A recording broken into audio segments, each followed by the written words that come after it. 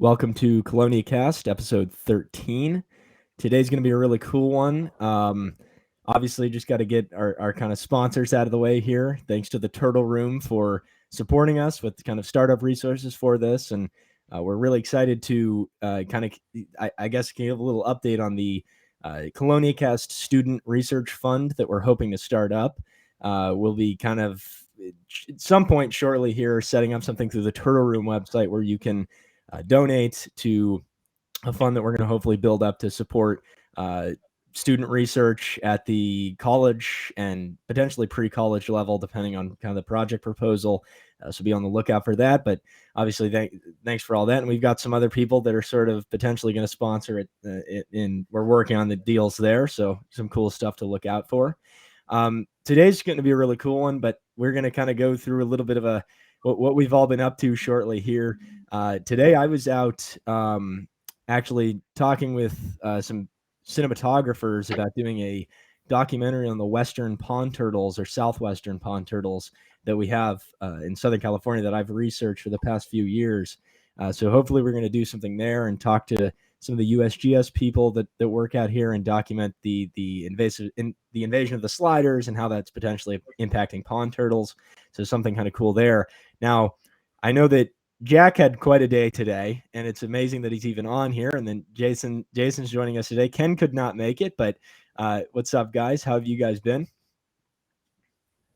Well, my day was interesting since I've been up since probably 5:30 in the morning, and I had only a little bit of sleep last night because, well, last night I was really excited because I had prepared all of my gear, and I was about to drive about 3.5 hours to go search for bog turtles, and the conditions couldn't have been any better. It was perfect, and the chances I've had in the past to look for them, while we found other species, it was too cold for the bog turtles to be out. So today I was driving up there, and I was like, oh, we're gonna get them. The conditions are perfect. And about an hour and a half through, while I'm driving through the most dangerous part of Delaware, like Wilmington is not a nice city by any means, and the car just breaks down. Like the engine starts billowing smoke, and the wheel locks up, and I can hear something blew out and fell across the road. That's all right, and it's leaking fluid everywhere, and it smells like burning rubber. And I'm like, oh, that's bad. So, uh, part of me was like, can I just force, like, I could still technically drive, like it was still moving and break down at the site, but that was not going to happen. It was getting hard. I got to get off to it. I got to get the nearest and just get out of there.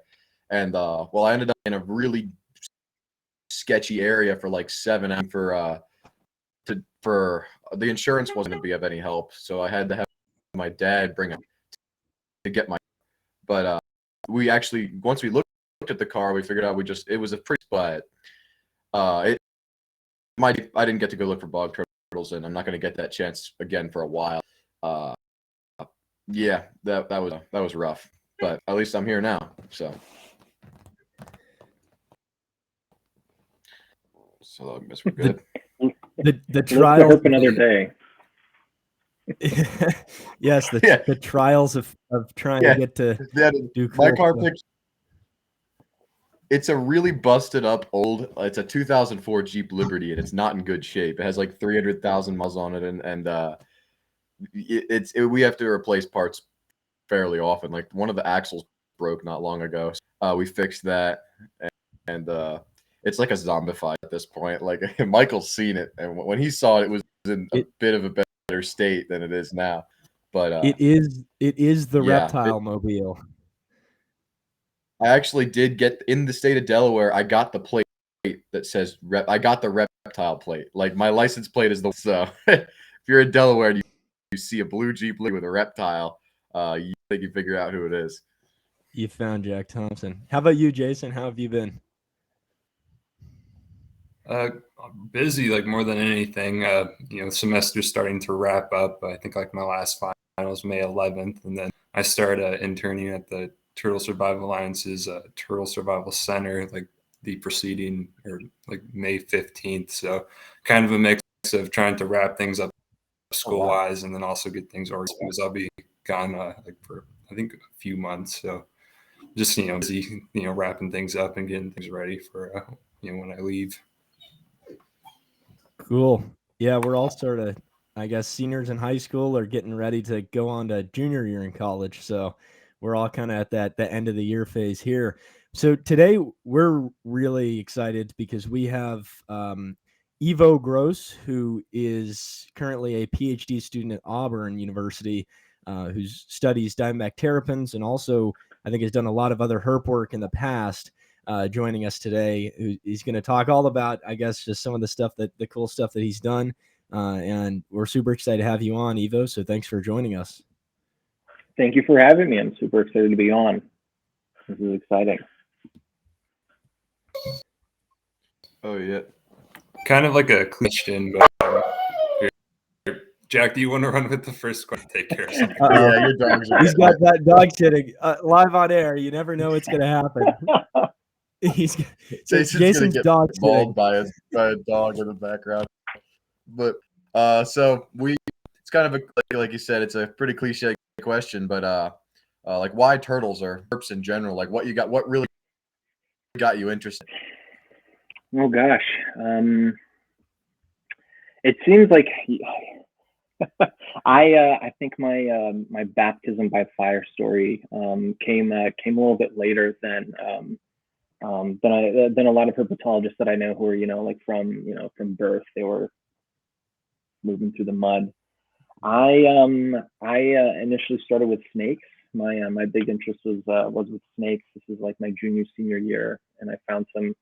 This is in Northern Illinois, kind of around Chicago. So I found some water snakes. I didn't know what they were, so I did the dumb kind of TV, herpetologist thing and tried to pin behind the head and grab the nape and try to identify this thing based on the presence of fangs, and inevitably I got bitten by it and I tried to suck out the venom, which wasn't there. And I think that lack of knowledge really kind of set me Googling just about snakes in general and into herps in general, and that's really where it started. But my big baptism by fire was during my undergrad, and in my freshman year I started doing undergraduate research with Steve Mullen at Eastern Illinois University. He's now chair of biology at Arkansas State University, I believe. But he was sort of my herpetology father, and he kind of introduced the idea of doing independent research on snakes and turtles and very interesting critters professionally, and not just sort of focusing on kind of pre-professional tracks like towards becoming a veterinarian or going into medicine or something involving a lot of humans. And turtles just sort of were kind of along the way.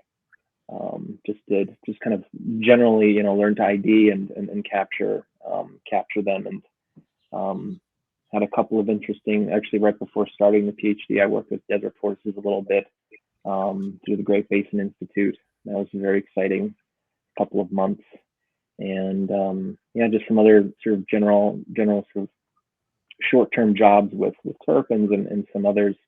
And I think getting the PhD was very, very exciting, sort of combination of having experience with field work and working with turtles, and also kind of obviously other interests in generally in ecology and evolutionary biology. So big part of my PhD is trying to combine kind of evolutionary ecology and conservation, and approaching my questions sort of with those sorts of implications. Yeah. That's awesome. That's a cool thing. And so you went to Eastern Illinois for undergrad, and what did you major in evolutionary biology, or what? Yeah, it was just a straight biology at Eastern. Did some undergraduate research with Steve Mullen on did some work with Embystoma texanum with smallmouth salamanders. Some interesting stuff looking at limb deformities and ectoparasitism. kind of around agricultural runoff, just sort of looking at those implications there. So my final project was on brown snakes. So we're looking just at very much conservation focused, just looking at road mortality.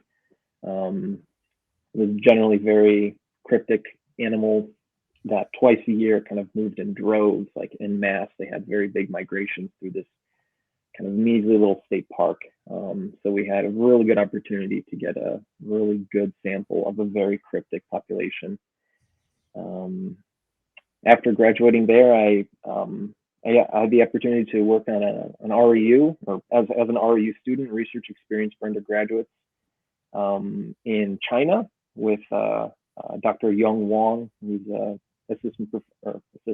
full professor at Alabama A&M University, and that sort of experience kind of got me interested in the work that he's doing in his own lab. So for my master's, I worked with him, not in China, unfortunately, in northern Alabama, working with copperheads, looking at microhabitat selection and sort of neonatal, like newborn snake ecology specifically. I think that interest in kind of maternal effects, nest site selection, and just generally in kind of neonatal ecology sort of they've directed my interests moving into this degree as well. That's cool. So you're in COSAM at Auburn. Am I correct there? Mm-hmm. Okay. Yeah. So I'm a senior. Jack and I are both seniors, and Jason is a sophomore in college who is getting attacked by a dog right now. But so in my process for looking for colleges, I actually went to Auburn to interview at COSAM back in April of 2021. So it's an amazing program. I mean, it's I think I'll probably end up at either UGA or University of Florida, but it was an amazing program, and you can't go wrong. So yeah. So it's cool that you've kind of had this, I guess, diversity of experiences with herps, and some of the work that you've done in the past. I wasn't even aware of it. With the microhabitat selection, that sounds very interesting.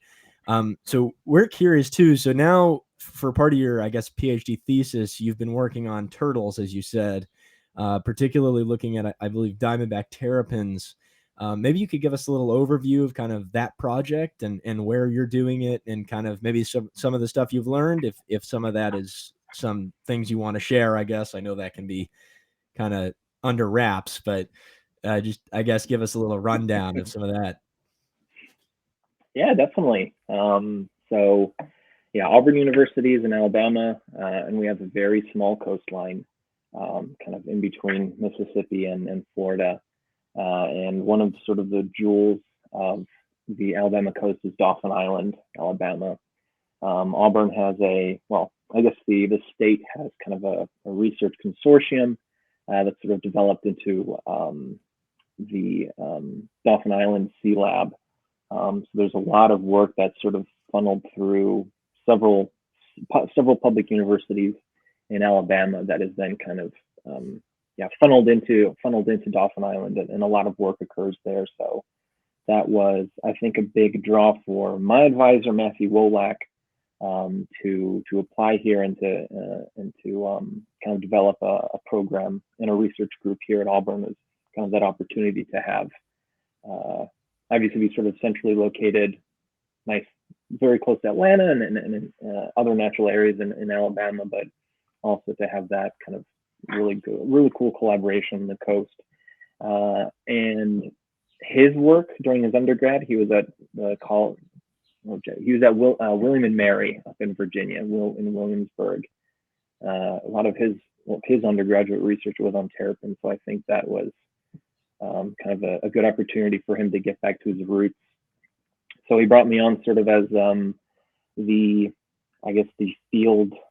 applied branch of his quantitative genetics lab. So it involves a lot of seed beetles, a lot of work with invertebrates that have very short generation times, but there are these sort of very interesting questions that have never been answered with terrapins because they have very long generation times, and it's not the easiest study system to work with and to answer these questions. But it's sort of, there's a hole there. There's a information that we don't know about, kind of these longer lived organisms. So yeah, sort of he kind of hired me to catch as many terrapins as possible and develop a project that could be sort of parallel to his own interests. As I said before, really big interest in kind of maternal ecology and nesting ecology in these organisms. So my work really focuses a lot around the nests and the nesting beaches of these terrapins. We're really interested in being able to, first of all, find the nests, but then do a lot of really interesting, we'll collect DNA samples from the nests, from the hatchlings, and potentially get some maternal DNA from the eggshell tissues, so we can sort of answer some population genetic questions, but also questions looking at sexual selection, looking at mate choice, at the identity and the number of fathers contributing to each clutch, and how the kind of amount of multiple paternity across different beaches might, influence the sort of conservation, I guess you could call it, value for different beaches. In most cases, you're just thinking the more nests, the better, but there may be some cases where having two beaches with a similar number of nests, you'd expect there to be similar diversity there, but if the population sex ratios are skewed in one direction or the other for either of the beaches, you can see kind of differences in genetic diversity between those two. So that's a big, I guess that's sort of the conservation related questions that I'm interested in. And yeah, kind of more towards just looking at like the evolutionary questions. Yeah, I do have a big interest in looking at kind of the sexual selection in this species. It's difficult to do, unlike with birds or with more terrestrial organisms or with fruit flies. We don't have access to they live in chocolate milk, basically. These are estuarine species, so they live in very muddy waters, and we can't see who is mating with whom. We can't see sort of what sort of mating system it is, whether there's any sort of male-male competition. All of this is sort of a mystery. There's some information out there, but from like lab observations, but and some really very important anecdotal accounts in the field. Well, those are sort of few and far between. So short of getting some sort of amazing imagery, a lot of drones, we're interested in kind of sussing out the mating systems and the evolutionary and conservation implications of those mating systems, just based on just doing DNA tests, basically doing paternity tests. So I do a lot of, I guess the Maury show just recently ended, but I do a lot of Maury, who is the father, who isn't the father. That's going to be sort of the big question for a lot of my dissertation chapters. That's a really interesting work, and I think that a lot of, when you look back through some of the literature on, I guess, just sexual selection and multiple paternity, and I guess turtle sort of reproductive strategies, it seems like there is kind of a call for looking at, I guess, kind of how multiple paternity influences how females are nesting.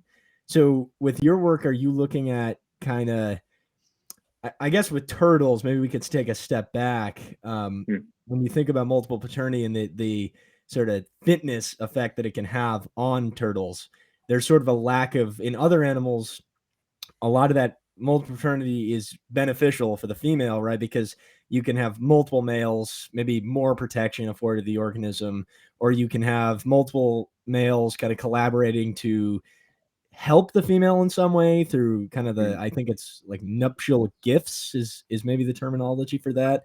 But with turtles, that's not really the case. So what is sort of the benefit of multiple paternity in turtle species? Like, what would you say?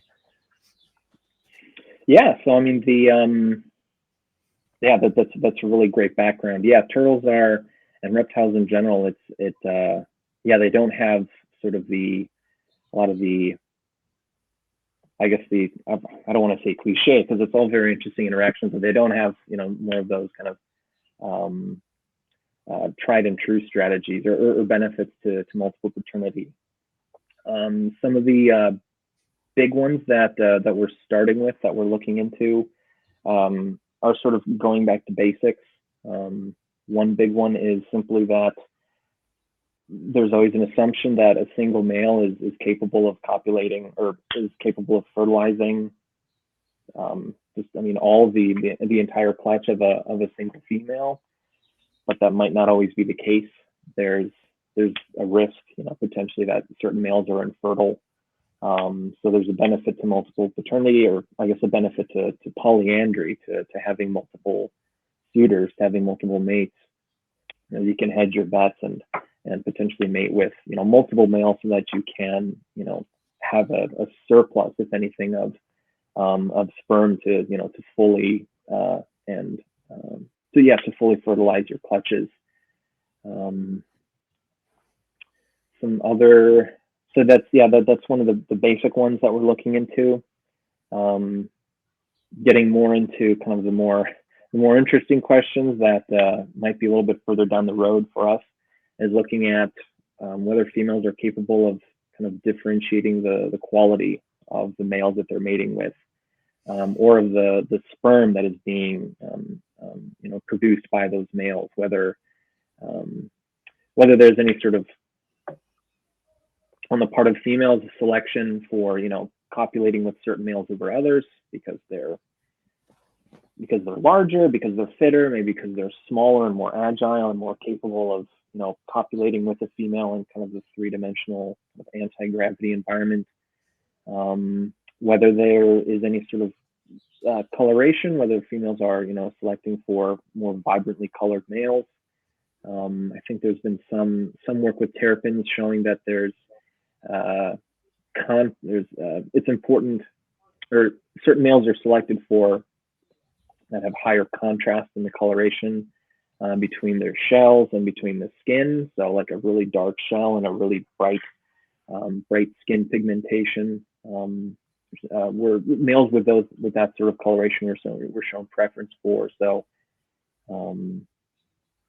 if females were able to kind of figure that out, to be able to distinguish between sexier males versus less sexy males, then her offspring could then have an advantage moving forward. If she were to produce, again, this is not my term, it's if she were to produce sexy sons, kind of in the image and likeness of their father, then she could indirectly have an indirect fitness benefit by increasing the fitness, or by having very fit sons.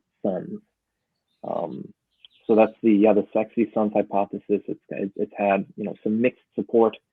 I don't think there's been much work. Again, not much work on that with turtles because it's very difficult to figure out parentage. But that's the direction that we're really interested in moving in figuring out ways to differentiate, to identify paternity, and to identify sex ratios of hatchling turtles, which right now is very, very difficult to do. But there's been some work on kind of developing a blood test to identify certain hormones at the hatchling stage that can differentiate males and females. So yeah, that's the holy grail for this project. Unfortunately, I might have to just be laying the groundwork at this point, but it's again, working with turtles, it's going to be kind of a career-long sort of, hopefully a career-long sort of a project, working with individual populations for the long term, because that's the sort of questions that working with turtles allows you to answer, kind of long-term questions like that. It's pretty interesting. There's a lot there, and I think that that overview is good in terms of the idea of multiple paternity being beneficial in turtles is, I think, mostly genetic, the basis for why it's something that could be beneficial. Like you said, if you've got multiple males, the likelihood that something's going to go awry is kind of less likely there.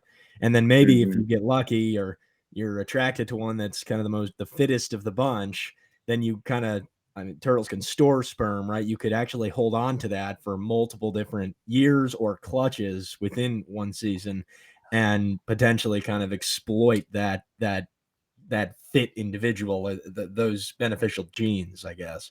But that's fascinating. I mean, the idea that the terrapins can distinguish between the colors, I guess the sexy sun, or that's not the sexy sun, but the idea that the sexier males, I guess, are the ones that are more appealing is interesting. At the same rate, I do tend to think sometimes that perhaps like the physical kind of idea as humans, I think we typically think like that because we're really kind of prone to physical differentiation.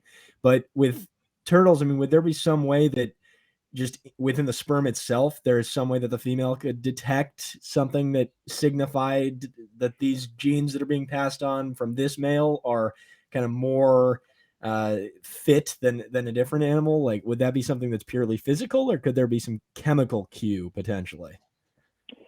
Yeah, I mean, certainly could be some chemical cue. I know it. I'm trying to think. There's some really cool work that suggests that there might be differences in genetic compatibility. Yeah, so like the kind of the sexy sons argument assumes that all females, or that the trait that is attractive or that is reflective of high fitness, of high quality for any given male, is that it's kind of a trait that is found to be similarly attractive to the vast majority of the female population. Otherwise, you'd have females who prefer whatever duller males, and you have females who prefer more vibrant males, and it's sort of like will equal out in the end, and you won't, you might have some sort of reproductive isolation there. I mean, that's sort of unlikely to have that sort of snowballing effect, but there's also some evidence to suggest that there's genetic compatibility. So just certain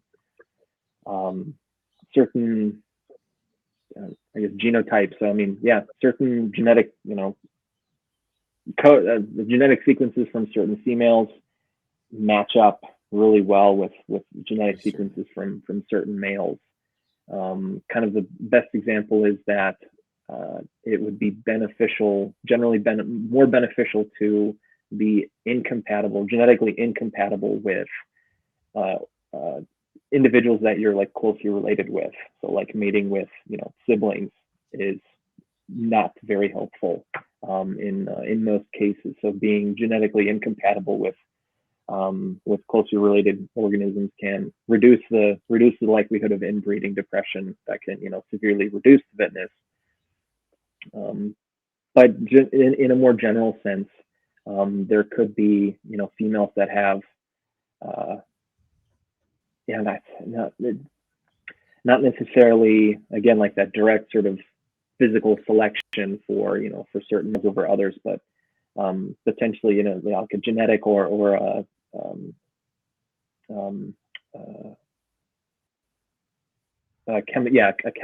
genetic or kind of a chemical bias that can influence fertilization success. I'm trying to think what else. This is good practice for my proposal defense. And yeah, just coming back to the more physical side, just sperm lifespan. Like if sperm can survive for multiple years, then the female, then it's not sexy sons per se, but it's sexy sperm. And females are more likely to be present. So even if she isn't selecting for the sperm, if it's around, then that male is going to continue to contribute to the next gene pool, even when he's no longer, he could be dead, even if he's emigrated. So sperm virility and lifespan are certainly all traits that influence fitness and can be passed on from father to son. And so that's all you need to potentially have evolution occur. That's pretty interesting. I mean, as far as like courtship, what's even really been observed, and how would that, I mean, that's more on the physical side, but would that impact it as well if there's some sort of communication that goes on before they start mating, like in a lot of other mitid turtles, where it's a little bit more observable if they're in ponds or like, but in the salt marshes, it's very difficult to observe. And probably, I mean, like you said, it's chocolate milk most of the time. So observing that is different. I wonder if there's much courtship there. If I doubt it would be more like snapping turtles or anything where there isn't really much and they just kind of, it looks like they're attacking each other. But there seems to be something going on, at least because if I go out on the right day, I can see dozens or hundreds of terrapin heads poking out, and there's always a female. And oftentimes, like it's a large portion of the time when I see a male, he's right on top of a female, and he'll just always follow her around. And they seem to be almost like there's some sort of rudimentary bonding going on between the two. So this, yeah, I mean that's I think all the anecdotal evidence. I mean, I've heard of some observations of sort of like mating aggregations, sort of like how you're describing. I know that they definitely occur up north, and I think there's been some observations of them, in South Florida. So that certainly could be part of it.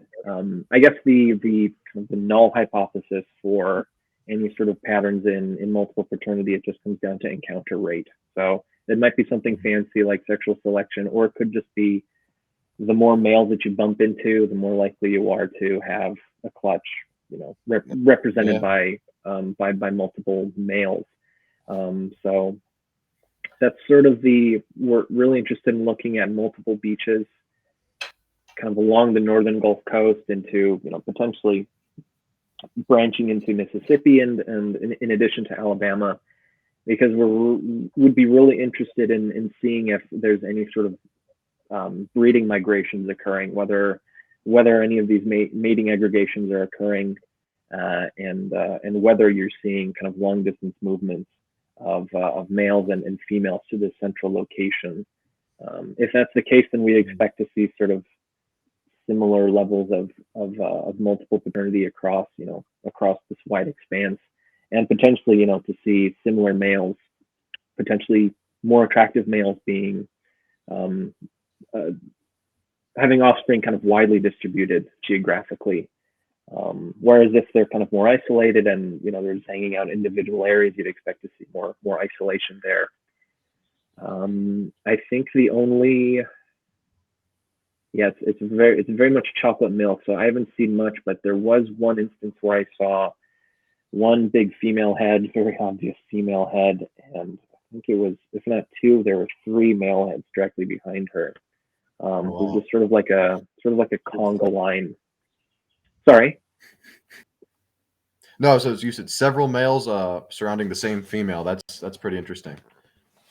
Yeah, they're just sort of one behind the other. So I don't know how effective the guys in the back were, but that was very heartening for me to see that there is some sort of competition occurring, and just the fact that, I mean, I think I saw 6 heads at one time, and that has been the maximum I've ever seen in this area. Wow. I've been spoiled. We don't have. Yeah, gosh, no idea.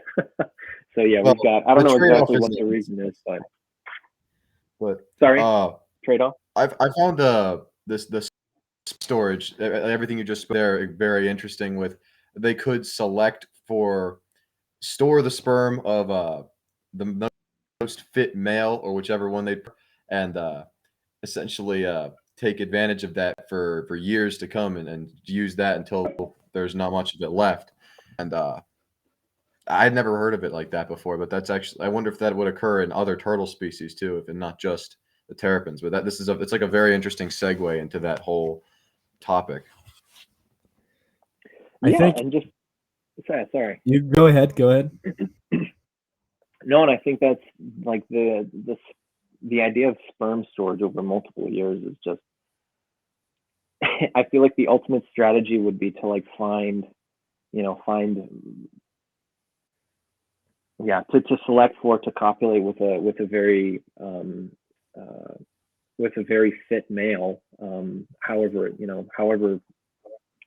whatever component of fitness that we're using to describe his fitness, but just to gather as much sperm from him and then avoid mating aggregations whatsoever. There seems to be a lot of evidence that another advantage, and I don't know how to, it comes down to semantics, but another advantage of multiple paternity is that if you were to try and avoid mating with certain males, there are fitness costs, physical costs to kind of being accosted by multiple males. And one strategy would just be to allow them to all mate with you, as opposed to trying to get away. Yeah. So I guess that's another. There are a lot of null hypotheses too.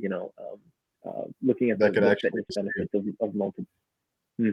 So yeah, That like could having sperm storage. Yeah, but to be able to mate and then avoid any other turtles, any other males for as long as possible, like that could kind of reduce injury rates to females. So yeah, I mean, if we keep talking, I'll keep remembering benefits of multiple paternity. Really, really cool topic. Oh yeah. Well, But that in itself Go on, too Michael. would be a benefit. Jack's on a bit of a delay here. Were you going to say something? Go ahead. No, you got it. Okay. Well, that in itself too would sort of be a benefit, right? If you could actually store something that a male that was kind of more fit, I guess, that had some benefit over long periods. I think that it has been documented, if I'm not correct, in painted turtles potentially, but this was a long time ago. But it's something that it's functionally, I think, very hard to track, because I think you said early on, actually determining paternity in turtles can be something that's pretty challenging. I think there's various methods for this, maybe like microsatellites. You could probably, I guess, fingerprint and get maternal and paternal signatures, I guess. Maybe you could use enzymes, I guess, restriction fragments. You could get kind of the same, I guess, barcode. I don't, what sort of, and now I guess that's kind of challenging though, is that I've never, I kind of am familiar with the analysis methods, but I've never done something like that. Whereas Ivo, you're actually doing this. What sort of techniques are you using, if you don't mind sharing, and kind of what is it like? Talking about it's so easy. Oh, we could just learn all this, but actually doing it is a different thing. What is that like? Yeah, again, I'm a field boy. This is all this lab work that I'm doing for this. Extremely gratified to have the opportunity to do a lot of this wet lab work.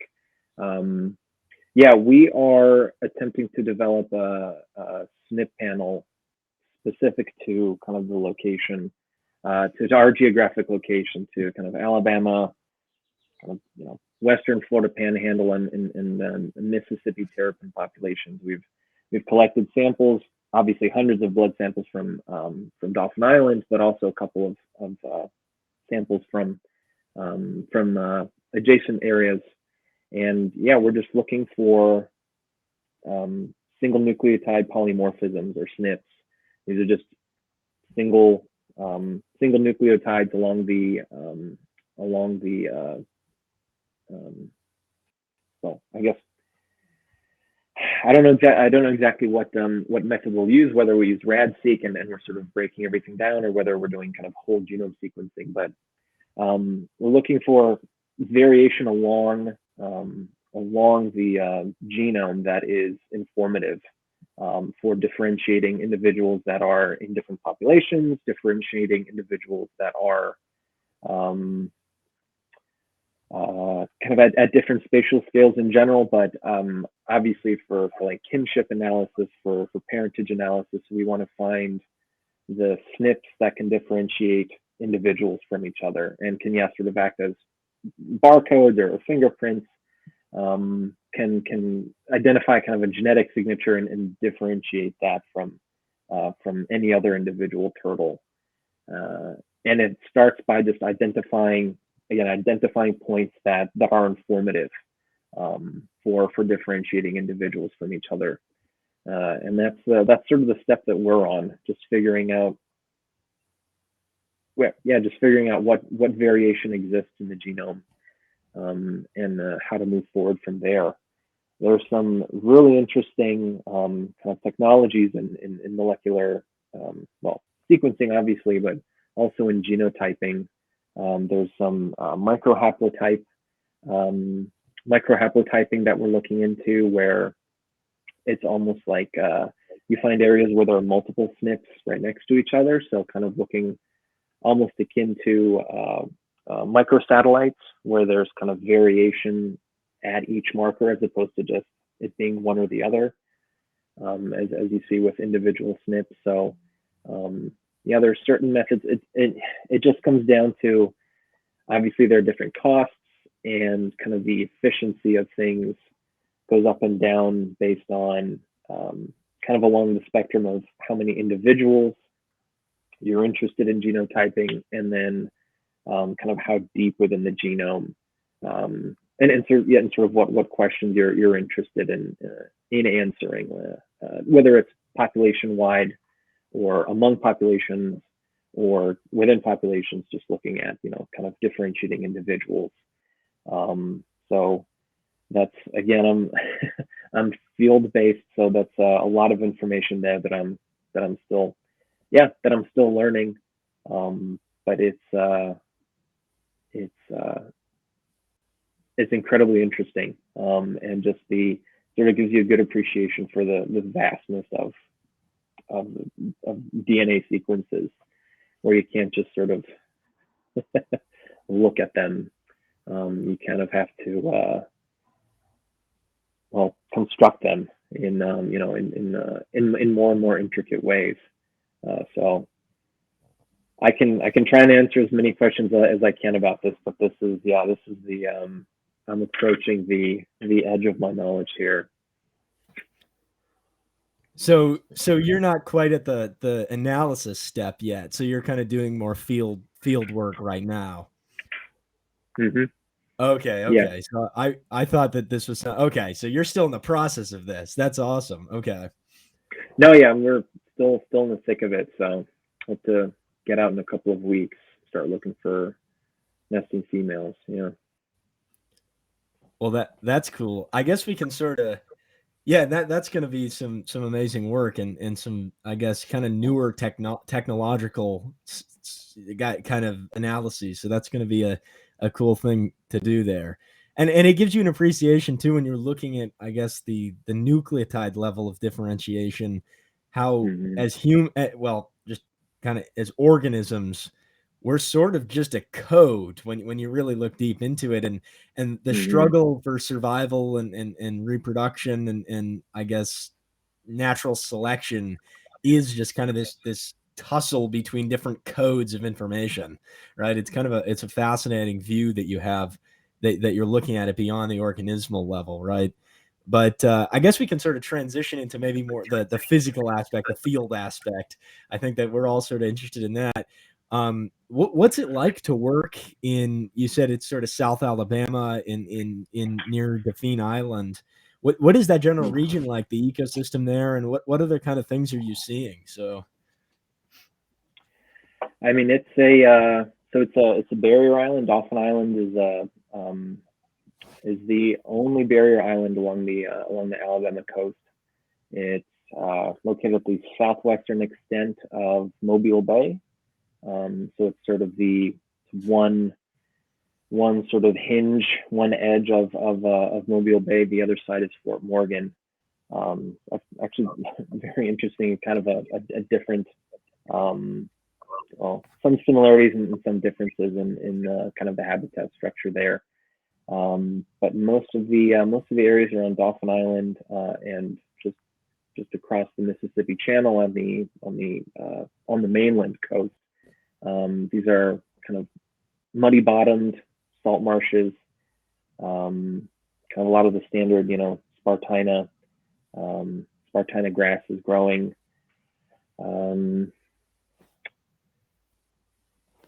Muddy bottoms, I guess that's a kind of an interesting takeaway. I did some work in it was South Carolina. Oh gosh, Kiowa Island. I can't remember if that's in South Carolina or Georgia. Yep. South Carolina. Mm-hmm. So yeah, those there we were running around on oyster beds, which was kind of nice, kind of a Red Rover strategy of seining along these different salt creeks. Not the case in Mobile Bay and kind of that surrounding area. It's all muddy, so it just comes down to putting out fyke nets. So I capture most of my terrapins using fyke nets, and they do a marvelous job. No bait required, so we've been very happy with how those work. Otherwise, what else do we find in the area? I guess Dauphin Island is absolutely incredible. You have to kind of on vacation for field work. It's an absolutely beautiful place. Beautiful bird sanctuaries in the area, so you do find some glass lizards. I know there's an alligator in the bird sanctuary. I think there are some alligators in the surrounding bays, kind of where I'm working. So that's always interesting. I'm trying to think. Yeah, but I guess the big negative is that it is sort of a manicured area. So a lot of the salt marshes that I'm working in have been kind of degraded over time. Although I will say that there's some restoration occurring starting this year. Kind of my main study site is being the salt marshes there are being restored. So that worked out really well. We got some good kind of pre-treatment data. So hopefully the restoration will be a success, and we'll see we'll see what happens, in terms of terrapin populations there. But obviously we get Gulf Coast salt marsh snakes. We found a couple of those. I think that's my profile picture everywhere. It's really good. It's a really pretty snake. Really good photo. Yeah. Otherwise, I sit down for lunch on the beach and you just see dolphins kind of popping around. It's dolphins and brown pelicans seem to work together, or well, maybe there's like a commensal relationship occurring there. So yeah, it's a really cool place. The one big drawback is hurricanes that come through more than occasionally, unfortunately. So it's kind of a race against time when you have, and also I guess different objectives for different studies and different questions that you're asking. Obviously interested in the kind of survivorship of nests, like natural survivorship, but I also want that sample size, and I also want to pull the nests ahead of any inclement weather to get those individuals sequenced. But it's field work. Nothing ever goes completely right or completely wrong. So highly recommend. It's a really great spot. What else? Yeah, great seafood. I mean, who are we kidding? That sounds very similar. It's very similar to like the North Atlantic coast salt marshes, but Okay. the water here, at least. So I have several sites. There doesn't seem to be the creeks are very muddy, and but the bays themselves tend to be sandier. At least in this, I have several of the sites I've been to, but the really productive one, well, they're all really productive. They can go to any of them, and there's just terrapin heads just blanketing the water at any given time. And but a particular site I was just at last week, that's interesting. It's that you have these the classic islands and like the salt marsh creeks cutting right through them, and but the water is only about 2 feet deep. At low tide, it's less than that. Like on some tides, it's only about 6 inches, and then it'll go up to about 3 feet.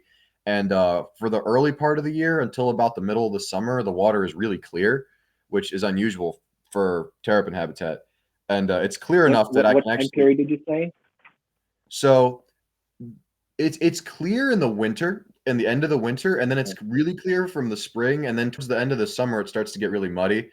And I've just noticed that, like, for the years that I've been going there, I wonder if it has to do with the agricultural runoff or just the movement in the water or something to do with the vegetation. I'm not sure what factors, or the boat activity in the bay, but uh, as of now, and once the terrapins start to come out, the water is about 3 to 4 feet of visibility.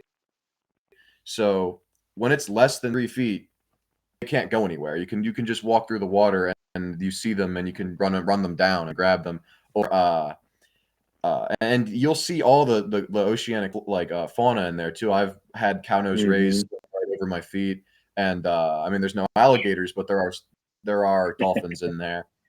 And if you get really lucky, you could see sea turtles in there, like loggerheads or ridleys. Like, they're occasionally in there, but they don't tend to go in the super shallow water, and occasionally they'll wash up dead or something like that. But what was I gonna say?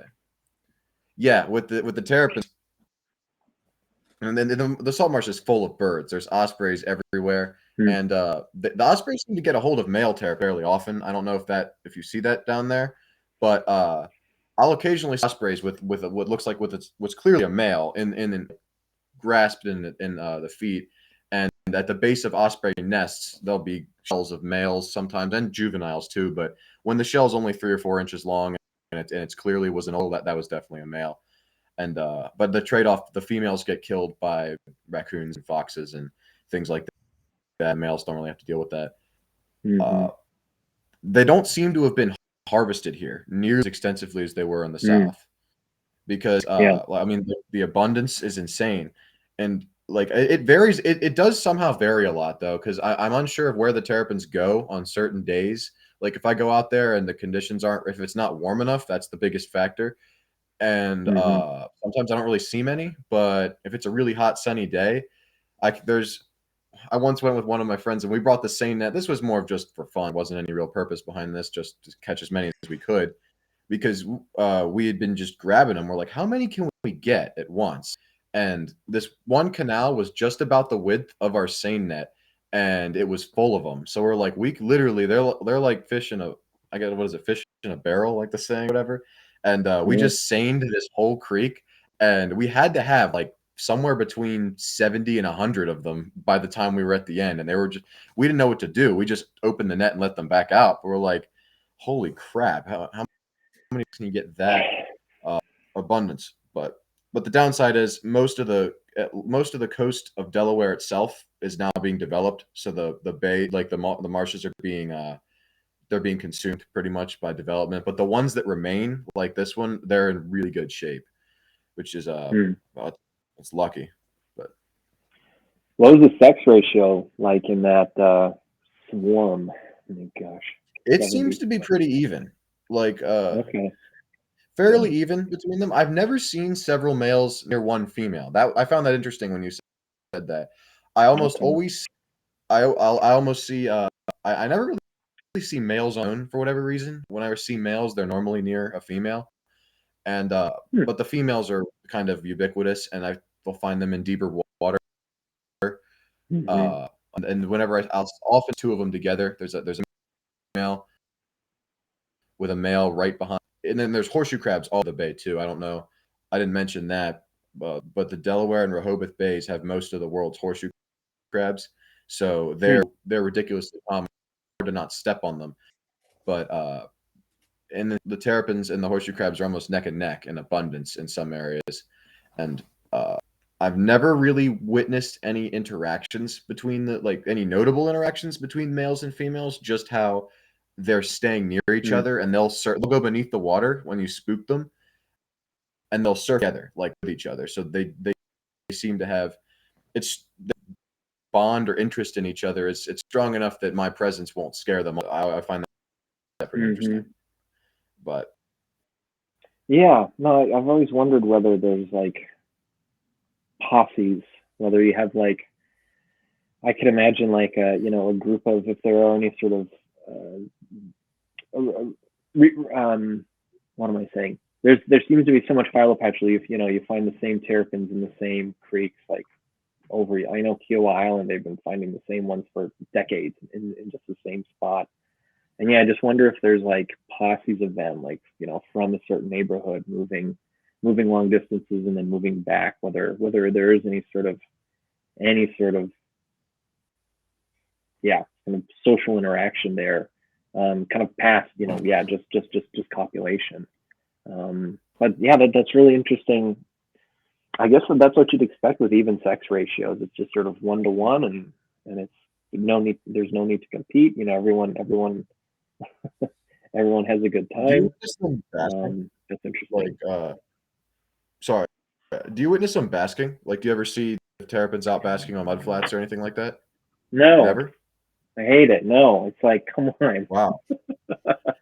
I don't. Are there see even them. mudflats for them to bask on? Like, There, they're even and potential basking sites?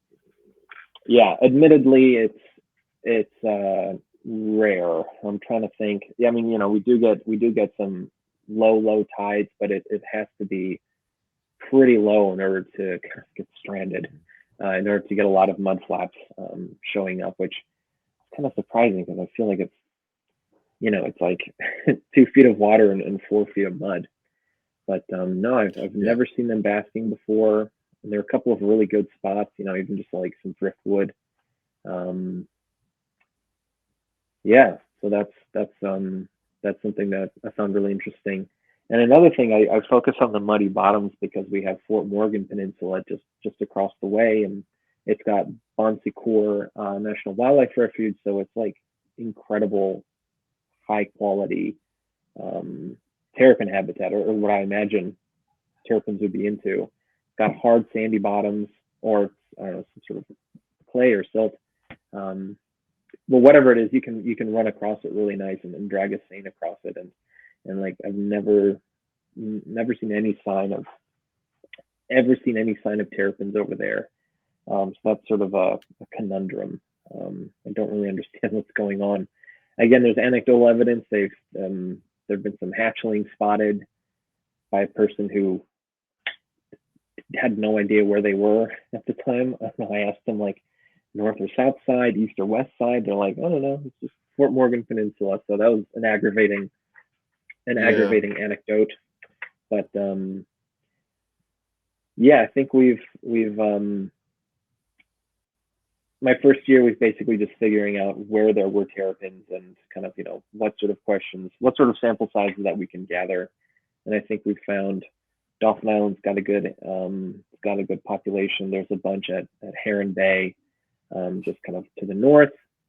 That's where, I mean, St. Wibbles, that he has his kind of nesting beach there that he's been surveying for over a decade now. And then some areas just across the state line in Mississippi that I'm looking forward to surveying this year. They've got, like, we found about maybe 70 nests, close to 100 nests on dolphin, and they're finding close to 1,000 nests on the beaches just across the state line in Mississippi. So I'm hoping for more densities more similar to what you're familiar with. Yeah. Just across the state line. Yeah, I'll be pretty quick. Even the densities. It took me a good while, and I mean, I wasn't doing any research or anything. It was just going out in the field looking for turtles. Like I was pretty young. It was years ago. It took me a long time to actually start finding terrapins at all. Like, even though there's sites right near where I live that are amazing, and that are beautiful habitat and have ridiculous densities, I didn't even find out how to get them for a while. And I've been to this exact site when I was younger. I could never catch the terrapins because I would go in a kayak. I was never there at the right time when the water was clear, so I assumed it was like 10 feet deep. And the terrapins, they're like, if you're in a kayak, they're like map turtles, that you can't get near them, at least in my experience. But you remove the kayak from the equation, and suddenly if the water's walkable. But yeah, and I mean, we find hatchlings, and people that live right along the bay get hatchlings in their yard, and nesting females get trapped up in rocks and things like that.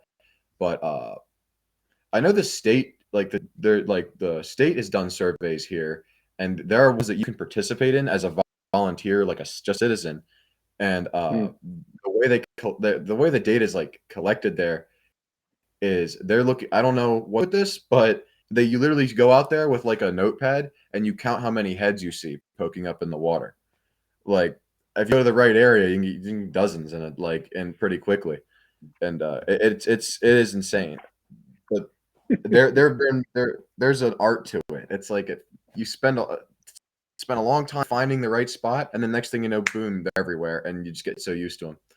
Even the dunes, if I go there in the middle of the end of the summer, it's just nuts everywhere. You can see all the rated ones that raccoons have destroyed, but you can see there's just any patch of sand has been turned into a nest. Like females have just deposited their eggs everywhere, and even in this particular spyway that cuts right across the major nesting habitat, they recently put up a drift fence. Luckily, that has saved tons of females. But even with the amount of females getting killed on that road for probably decades, it didn't seem to bring down the abundance of the population because it was so massive already. I mean, but yeah, that's amazing to me. No, yeah, it's amazing to me too, man. One more thing. As far as basking, they don't seem to bask on anything other than mud. I've noticed. I've never seen them bask on driftwood. I've never seen them bask on anything like that, even when it looked like a great basking site. There's island, like out of the entire giant marsh that's got to be hundreds of acres. There's this one little island that has it's in this perfect spot. This huge bay comes in, or like a little cove, and then forks around the island. And the islands are made of like mussel shells mixed with mud, so they're kind of elevated above the water a bit. And this one has like a little peak that raises about 3 feet off the water. And for whatever reason, all compete for that spot. And you can see it like it's just dotted with them. Like there's just dozens, and they've all climbed up on top of each other, males and females, to nest on that one like 5 square foot spot. But the rest of the marsh they don't touch. Like it's maybe there's spots like that hidden somewhere. They all will congregate to bask in one area. It's a very interesting behavior. That's fascinating. And duly noted. Yeah, I won't look for driftwood anymore. That's very interesting. I wonder too, I guess going back to what we were talking about, the potential for certain terrapins that are kind of higher coloration to be more for males, females to want to kind of select that. Jack, by you, and not just by you, but across all the East Coast, I don't know, maybe by you too, Evo, but Texas Diamondback Terrapins were introduced up by Jack, at least in some of those areas, and then also in other spots.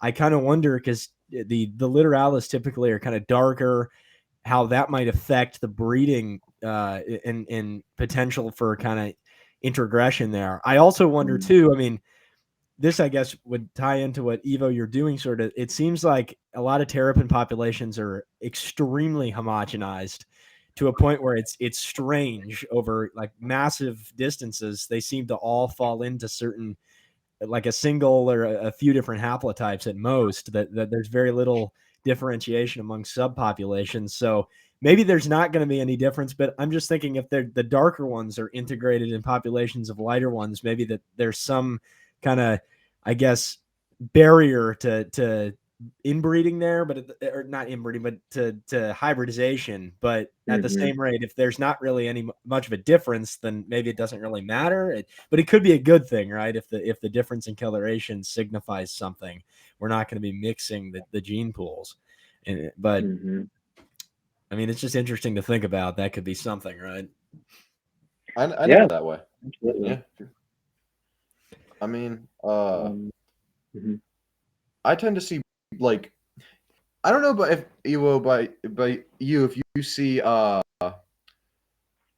it with really, really bold concentric rings, like big females with very light carapace and like super dark black concentric rings, if that's a really, really common, or the other way around, if females tend to be a darker brown color overall, because up here, the majority of females black concentric rings and very tan, light colored shell beneath, and they also have a bright skin that seems to go along with that.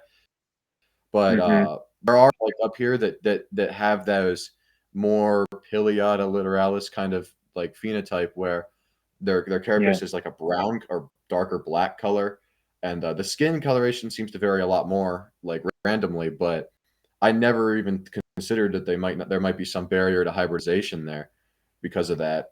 But I seem to find some in between in coloration, but not a lot. It's normally like one or the other. It's like, oh, this one's bright, almost white undertone, super bold, like someone took a Sharpie and drew these rings, and then you get one that's like tan or brown. That's kind of how it is. But no, yeah, these guys are, I don't know, some might describe them as kind of drab. I think they're really cool. They've got that sort of cool Gothic look. I do see, I mean, like general patterns, like there aren't many. Like you get some of them have mustaches and some of them don't. They seem to generally the shell is completely black except for kind of the marginals and the marginals that are more red orange, or the plastron that does kind of have that tan orange color. Usually the spots tend to be pretty fine. I'm looking at like the most incredible female, the pretty female that I put on all my grant proposals has like nice big kind of Dalmatian spots.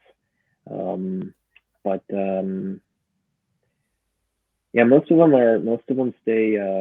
Well, all of them they stay pretty dark, but I can't tell that they seem to tan like over time. So you get some females that are kind of tan all over, kind of almost kind of yellow in their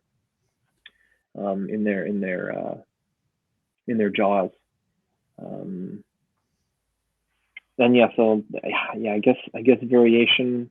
I do see variation, but I don't know how much it influences. Again, we haven't been able to. We haven't done any sort of parentage analysis at the moment. So, and haven't looked at any copulation occurring, or been able to kind of look at whether there's sort of color matching going on, or whether certain colors or certain morphs are being preferred over others. I guess I've got found this just 2 years ago. So this one. If I was at home, I could show you. If I was at home, I'm at my grandpa's. I have several terrapin shells. The plastron doesn't look like that here. That is completely different, because I have a couple shells at my house. I could send a picture later where the carapace is bold in bold with like the bold black like concentric rings, but the plastron is almost like bleached. Like, I mean, there's black rings on there, but it doesn't have that interesting like mahogany pattern. But you do see a pattern in the ones with the dark shells, like that. It goes together with the darker carapace. Okay. Yeah, we see it's sort of it kind of across the board in terms of the plastron. So we get that's interesting. A lot of this patterning, and like I think it's, I don't know if there is like a bleaching occurring, with older individuals, but you would get everything from like solid tan all the way up to just black.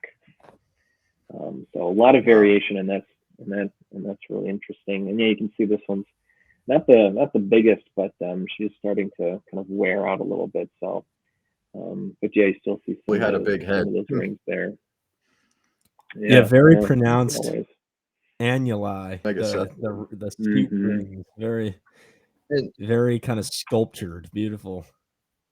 Another thing I noticed about the Pileata literalis and actually all the Gulf Coast like subspecies, the marginals kind of flap and come back on them, and they don't seem to do that on northerns. It's, you can even see it there. They're curling back, while on northerns it tends to grow straight out, and that's what it seems to be.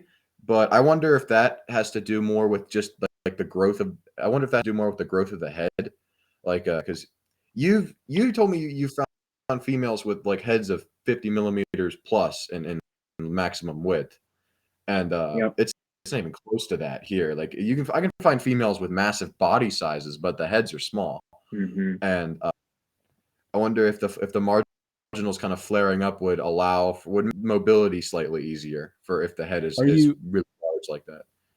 Are you taking morphometrics on when you're surveying, or? Oh, Yep, we're taking head measurements and shell measurements and tail measurements. So we're getting the kind of the full. Everyone gets a full rundown. Obviously, we're marking them, we're notching them, and taking blood samples. Were you referring to flaring on the anterior portion here on the head, or it seems to be like it seems to occur when it occurs. It seems to occur on all the marginals of the posterior and anterior ones. Yeah. Just kind of interesting, like and the head size seems to be correlated. I mean, we've discussed that before on this. It's correlated to diet pretty much, like because if it's the same the turtles from the ones that exhibit the Pileata phenotype up here, they're genetically the same as the ones in the Gulf Coast, but their heads are all up here. It probably has to do.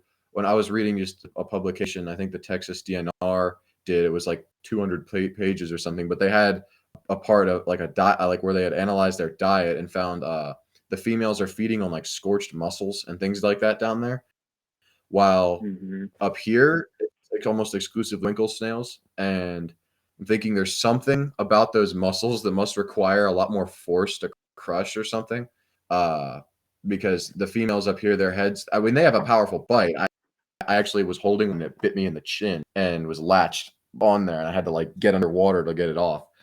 And but it's nothing like the heads on with the alveolar surfaces expanding throughout the mouth. It's not like that here. Yeah, unfortunately we haven't done any sort of diet analysis on these guys. They've pooped on me before, and you get kind of shell fragments, but yeah, it seems like obviously there's been diet work done in Florida and in Texas, and I haven't found much from kind of the northern Gulf Coast in Alabama and Mississippi. So that's definitely something it'd be interesting to have to kind of, I guess, combine or connect that and see how that varies at all along the I guess longitudinally, not just latitudinally. We can kind of get that additional aspects there. Yeah. That would be interesting to see. So I think we'll kind of start to wrap things up.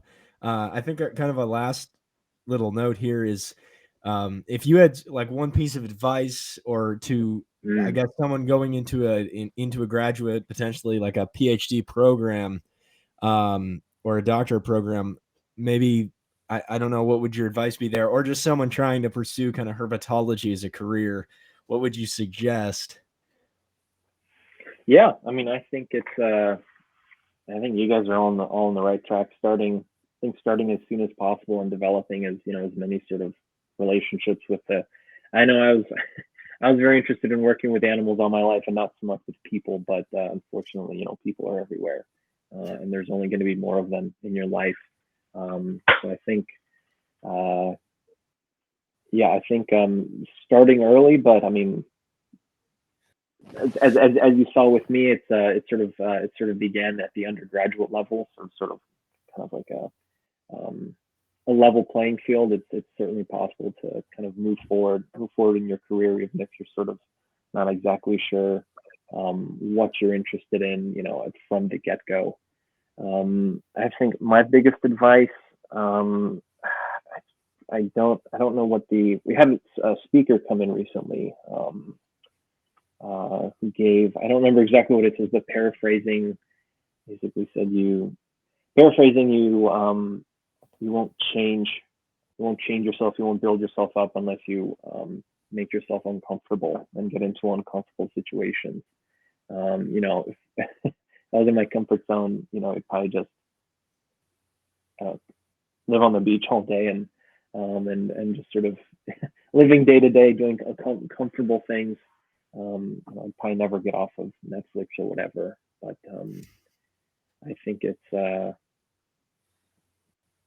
think it's important for growth to kind of branch out when you can, specialize when you can. It's of course important, but to make yourself as, and unfortunately it comes down to being very employable, and to kind of have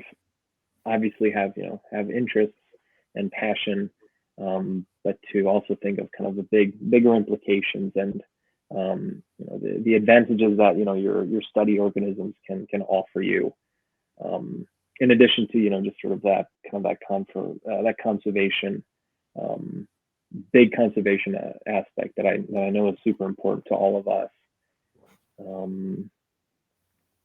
And learn to code and program yesterday. Everything's gonna be computational in just like a couple of years. So it's important to be bilingual. If you don't want to learn Spanish or Polish, in my case, you can learn a computer language, learn Python, or become kind of familiar with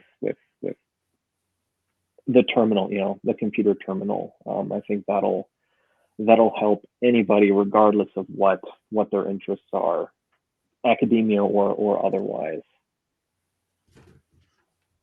Yeah, and just ask for help always. Can't do this alone.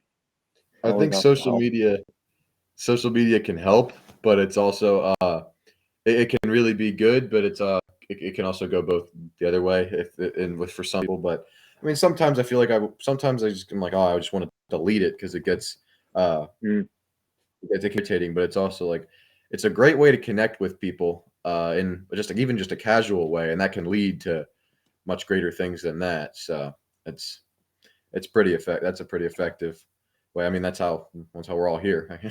Yeah. So here I am. Yeah. Just posting terrapin photos, and here I am. So yeah, absolutely. Make noise. Yeah. Take good photos, and keep talking to people. That's great advice, and definitely as we kind of progress, we'll take it to heart, and anyone out there that's looking to progress, do the same. And I think people that have gone through it that listen, they understand it. So with that, I think that we can so Jason just got mauled by a dog or something. They've taken over his household. So it's fine. Well, one more thing.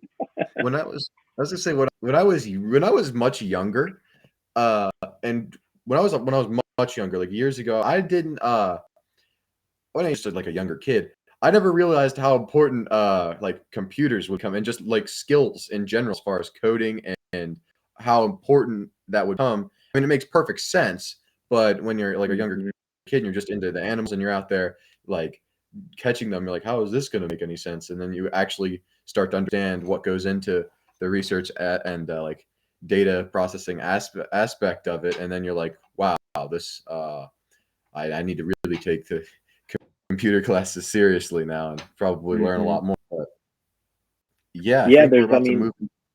Go on. I was just going to say it's unfortunately we're in a field where it's all, obviously the anecdotal stuff is huge, and I think that's super important for like building theory. Obviously there's observations and that's how questions are born. But at the end of the day, we gotta code, and we gotta be able to analyze the information that we collect in a analytical way, and quantify the patterns that we see, to identify things that are actually biologically significant. So definitely keep learning stats. Never stop learning stats. Yeah, that's what I got to do after this. I got to play around with R in modeling and COVAs but it's like for someone who wants to be out in the field all the time, it can be kind of a pain, but you got to put up with it.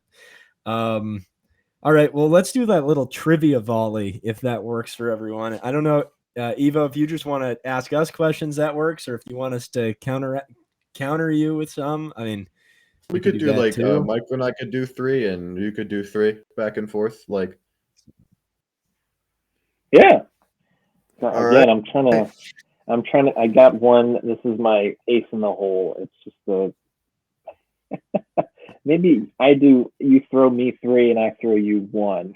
Because I don't know how I'm gonna. I don't know how We I'm gonna could do best that. you That guys. works. If you want, sure. Yeah. All I right. just You learned want to start us off? Yes, I do. All I right. just learned the other day. How do I put this question? I guess what Where is to get this? the I guess what is the mineral that comprises turtle shells? Like eggshells or actual The shells? shells. Sorry, the shells themselves. Oh, that's a good question. Huh. Is there There's a several lot of- answers? Is there like There is several? pretty sure there's only one answer. Again, I have to double check now but I'm pretty sure there's a primary one. I mean, feel like- the shell itself is keratinous, so that would be kind of like some sort of like epithelial cells. But I'm trying to think about a mineral like eggshells. It's aragonite, I think. It's calcium carbonate here for egg. Okay, yeah, no, you're right. Yes. This is how much I know. I It'd be started something with like snake that's eyes. what I would assume what the bone is the bone consists of. No, I mean, yeah, I don't know like the mineral of the shell itself. I think it would be, yeah, I don't know if it would be a Keratin. mineral or if that would just be like a skin epithelial type of. That's a good question. It's a good question, actually. I'm trying. I can't think Yeah. I know the answer. I don't know, Jack. No, I wouldn't know like the specific. I would know some sort of calcium, or it's like, but I wouldn't be able to tell you specifically more than that. Yeah, I mean the shell itself is because it's derived because you have the endochondral bone that's derived that's like the skeleton itself that's fused to the dermal bone, and then you've got the keratinous layer, but like the specific cellular level of that, I mean they're composed of cells, different types of cells. So I don't know, like mineral wise, the minerals. I guess yeah, that's a sort of a chemistry question that it's not my wheelhouse there, but that's opened up a question. Now we got to figure it out, kind of how those things interact. Well, that's good. Okay. That's cool. I guess we can. Yeah, I don't know what was tough. what was the answer, right? No, it is. You're correct. It was not turtle. I don't know what I was thinking. Yeah, obviously keratin comes into shell scutes, but yeah, it's I didn't know that there were different types of different forms of like individual minerals, but yeah, it's aragonite, which I just sort of has stuck with me for a while, just because it reminds me of Lord of the Rings. So I hear Aragon, That's Aragorn. a form of that's like a calcium or something. Or yeah, a type of calcium carbonate, chemical, different chemical composition. Yeah, I don't know. Yeah, chemistry didn't resonate as well with some other areas of did. And now you're talking about like spatial aspects of chemistry. That becomes very that becomes more mathematical, I think, than like that was hard a to good describe. question, myself. That is a good question. But yeah, no, I guess here it is. It's among amniotes. Turtles are the only clade that lay aragonitic eggs. So that's interesting. Yeah, that's a fascinating one. Yeah. That's one that most people that's not one. The only reason I knew this is because of Whit Gibbons, his book on sliders. That resonated with me, but that's really the only reason. But okay, so I guess we can throw a few out there. Jack, I don't know if you've got one you've been thinking of them. I mean, I have like nothing. It's not really it's not chemistry or anything, but it's more just ecological. And I was thinking Go ahead, lay it on all of us, I guess. So it's well known that musk turtles are often consumed by alligator snapping turtles. What other two Chelonian species would be some of the primary predators of Diamondback Terrapins in their environment? Or at least some dietary research has shown. Predators of terrapins? Think of the similar relationship between the alligator snapping turtle and the musk turtles. Kind of like would fill that predatory niche to the terrapin. Oh yes, this is good. Strange. Fill the niche of an alligator snapper. Think niche is kind of a way of more like a relationship. Yeah, I mean, we do have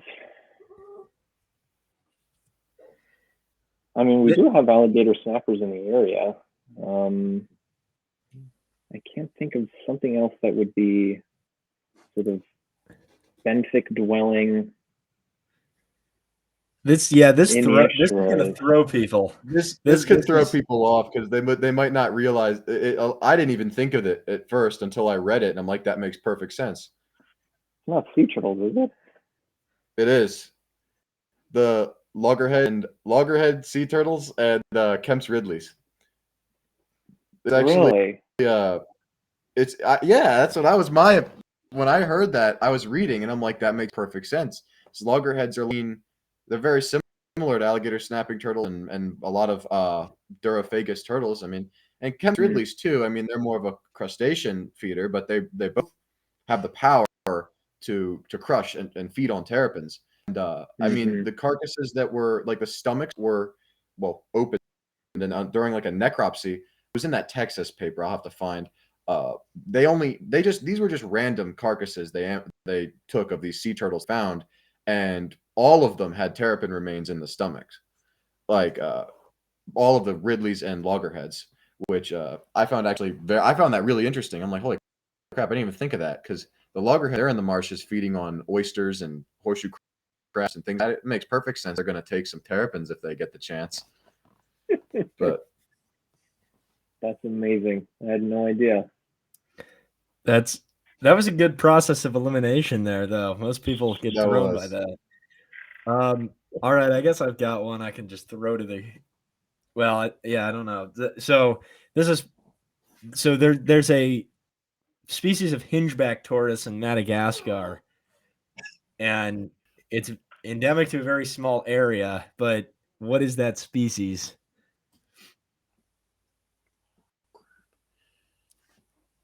Hingeback. Is this for both of us or for? I mean, I don't know. I figure that Jack is going to know this. Just but this might be a tougher for Evo because this is not a study organism. Yeah, I have no idea. Okay, I mean, I can. Is it I know it's Knix genus, but what about in the subspecies? I know this is odd, but I don't remember the actual species. I feel like the subspecific epithet started with an N. Am I right there? It starts with an N. Does it? No, the subspecific epithet does not. It starts with a D. What is it then? I'm thinking of something else. Then I'm thinking of a different one. Yeah, I think you are. You're thinking about Natalensis. Yeah, that's probably. Oh crap! This one is not what it is. Domergue. It's the Madagascar Hingeback. And what's the full Latin name? It was Belliana. I think it's Zombensis now, but it's fluctuated between Bell's Hingeback and the East African Hingeback, which is Zombensis. So, or West African. That's a good one. Yeah, it's one. Yeah. So the Zombensis or Belliana, I think it's Zombensis currently, but Zombensis Domergue, and they're just native to this small little island that's literally separated by, I think it's 100 feet or 100 meters of seaway. It's Nosy Bay or Nosy Follies, the island. And I think I know that specific island. Yeah, and so there actually are some on the mainland, but it's unclear to me if they're actually native there or if some people just brought them over. I'd guess that maybe they brought them over, but there's some that are there. So yeah, that was just an obscure one. But I think that's good for today. We got some that's trivia good. down. We each had a question. That was good. The shell question, that's a good one. We'll have to pull that on some other people. I think that's gonna work. That was I wasn't expecting that at all. That was a good question. All right. Well, this has been awesome.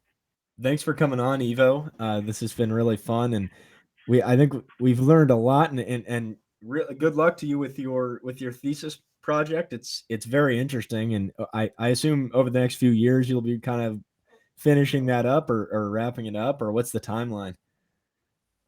Yeah, I mean, I'm defending my proposal in the next couple of weeks, and then it's we just sort of have the first roadblock is getting the SNP panel sort of working. But once we've identified kind of informative parts of the genome, then it's only a matter of getting things sequenced and then a bit of computational magic to get things moving. But yeah, definitely keep you guys abreast of anything that comes out of this. I mean, if we answer some of the questions that we all had today, that we talked about today, happy to keep you guys posted, and everyone posted. Obviously, we're going to be publishing. We'd have to have you on in the future. Yes, that be back on in the future. A few years. Made more progress. Happy to be back. Absolutely, absolutely. Awesome. And we didn't even get to. We were going to talk about tortoise translocations, but we just stuck on terrapins today. But we'll get to that some other point. But thanks a ton for coming on. It's been a pleasure talking with you, and I've learned a lot. Certainly, I think I speak for Jack, and Jason's getting mauled by some dogs. So I think that this is a good. Yeah. This is a good place to leave it. So from us here at the CheloniaCast, thanks for tuning in at episode 13, and we'll see you in the next one. So I gotta stop my recording here. All right. Thanks, everyone.